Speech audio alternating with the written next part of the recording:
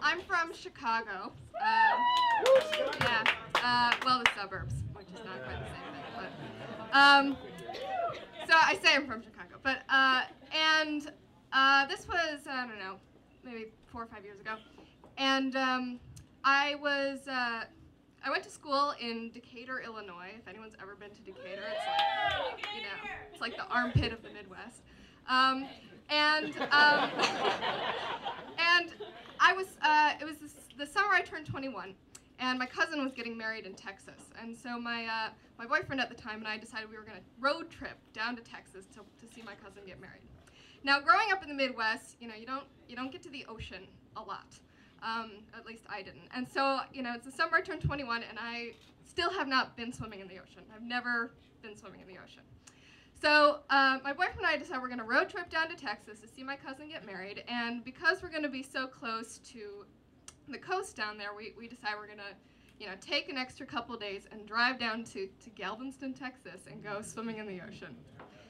So we go down there, and we drive onto this really awful beach that's like full of seaweed, and it's not really, the pretty kind of Gulf Coast beach that one might imagine for the nice first swim in the ocean. And it's kind of cloudy, and there's not a whole lot of people there. But we decided to set up camp there, and we spent a couple days there, and first day we go out swimming in the ocean. Now, the fact that I had never been swimming in the ocean was pretty okay with me, because when I was 9, I saw Jaws, and it scared the shit out of me. And I really liked Lake Michigan because there was no threat that Jaws might be in it. So we go down to the ocean, and we get in, and it's great. There's waves. I get to taste the salt water for the first time, and the tide is out, and so we're walking way out, hundreds of feet into the water. We look back, and the shore is way behind us, and it's just the right time of year that there are these gigantic fish that are leaping out of the ocean. There was one point where it was 3 feet in front of me. This fish flies out. I swear to God, it looked at me and then went and dropped back down. So these things are just popping up all over the place, and it's really kind of surreal, and the whole thing's a little weird. But we're playing, and it's great, and my boyfriend was a lot taller than me at the time, and so I'm up to maybe about here, and he's up to his waist or so. And, we're talking, we're chatting, and I kind of look over, and I look, and I see this fin, maybe about this big. Oh, no. And it's, yeah, well, see, it's maybe 30 feet that way. And it doesn't really register in my brain that the fin might be attached to something. And so I'm like, wow, look at that, cool, a fin, because, there were fish jumping everywhere. It was part of the scenery.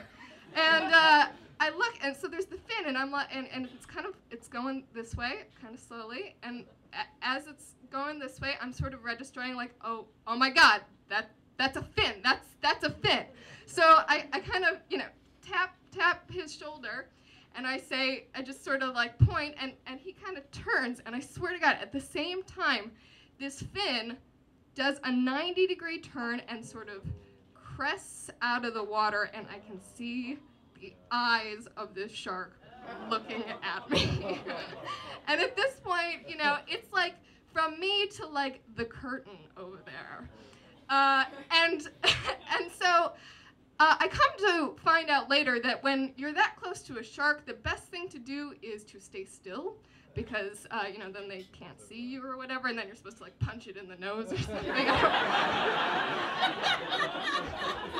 I don't know who has this, so who has enough resolve at the time to know that you're supposed to punch it in the nose.